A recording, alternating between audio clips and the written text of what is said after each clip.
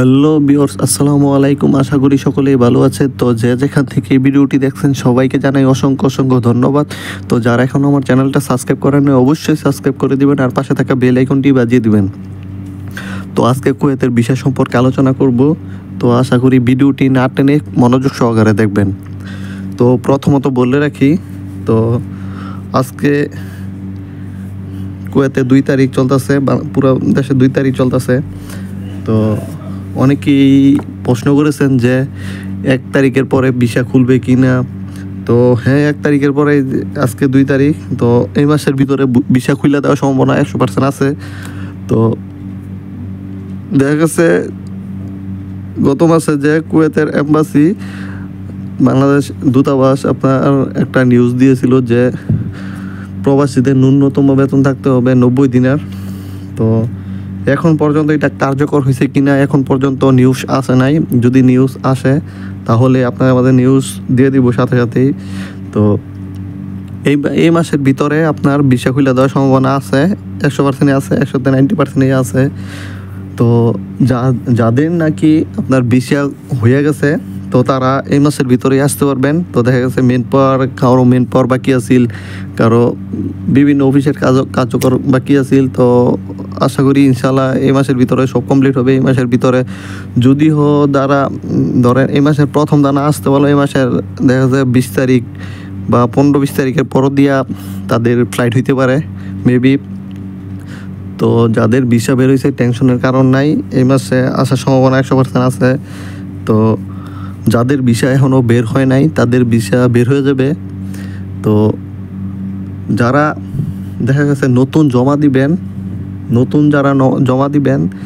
নতুন নিয়মে কার্যকরে দেখা গেছে 90 দিনের যদি কার্যকর হয় তো 90 দিনের অনুযায়ী মনে করেন কাগজপত্র জমা নিবে।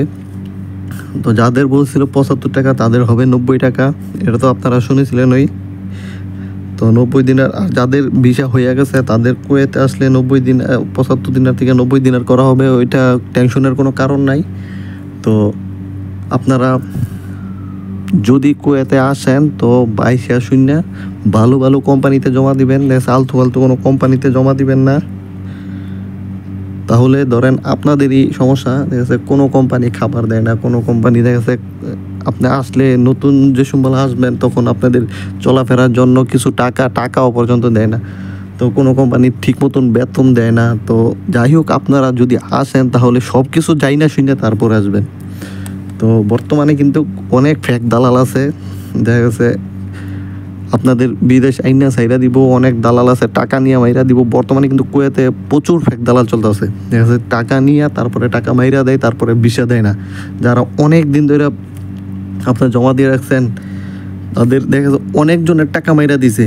এটা আর কি নিউজ পাওয়া গেছে। দেখা যাচ্ছে কুয়েত থেকে 2-3 জন দালাল ধরা হয়েছে যে তারা আর কি টাকা নিয়ে টাকা মাইরা দিছে, তাদের সাথে কোনো যোগাযোগ নাই, কিছু নেই। অনেক 2-3টা দালাল ধরা হয়েছে। তো তাদের আর কি বাংলাদেশে অলরেডি পাঠায় দেওয়া হয়েছে। তো এই নিউজটা আইছে যে প্রতারণা, অনেক বাঙালি প্রতারণার শিকার হইতেছে। টাকা নেয়, টাকা নিয়ে টাকা মাইরা দেয়, তাদের কুয়েত আনবো কি দূরের কথা, তাদের কোনো অস্তিত্বই থাকে না। 2-3টা দালাল ধরা হয়েছে। আর কুয়েত দালাল, প্রচুর দালাল। কুয়েত যদি একটা দালাল ধরায় দিতে পারেন তাহলে ধরেন আর কি তারা খুব খুশি হয়। তারা এই দেশের পুলিশটা আর কি দালাল খুঁজে যে আপনি যদি এম্বাসিতে বৈধভাবে আসেন তাহলে আপনার জন্যই ভালো। আপনি দেখা যাচ্ছে কীভাবে বৈধভাবে আসবেন, দেখা যাচ্ছে আপনার কোম্পানি, দেখা যাচ্ছে আপনার ভাই থাকে বিদেশ বা চাচা থাকে, যাই হোক যেই থাকে, দেখা আপনি তার কাছে বললেন ভিসা দেওয়ার জন্য, সে তার কোম্পানি থেকে বা জানাশোনা কোনো কোম্পানি থেকে ভিসা নিয়ে দিল। তো এইভাবে আসবেন, এইভাবে বৈধভাবে আসবেন, তার জন্য আপনারই সুযোগ সুবিধা, আপনারই ভালো হবে। তো আশা করি এই মাসের ভিতরে ভিসা খুলে দেওয়ার সম্ভাবনা আছে। তো আপনারা একটা ভুল করেন যে প্রথম আপনারা পুরো টাকা ক্লিয়ার করে আইসা পড়েন। আপনারা ক্লিয়ার করবেন না, দেখা যাচ্ছে আপনারা 1 লাখ বা 1.5 লাখ যাই হোক কিছু আটকে রাখবেন, বলবেন আইসা তারপরে কোম্পানিতে কোম্পানির বাউটাও বুঝা তারপরে টাকা দিব। আপনারা অনেকেই আছেন যে পুরো টাকা ক্লিয়ার করে আইসা পড়েন, এইটা আপনারা একটা ভুল করেন। তো এইটা করবেন না, আগে কোম্পানি সম্পর্কে জানবো, যাই না কোম্পানিতে যাবো, যাই না কোম্পানি কেমন কী আছে বিষয়, তারপরে বাকি টাকা দিব। তো এই কাজটা কিন্তু অনেকেই করে না, আবার অনেকেই করে। তো যারা করে তাদের জন্য আর কি ভালো।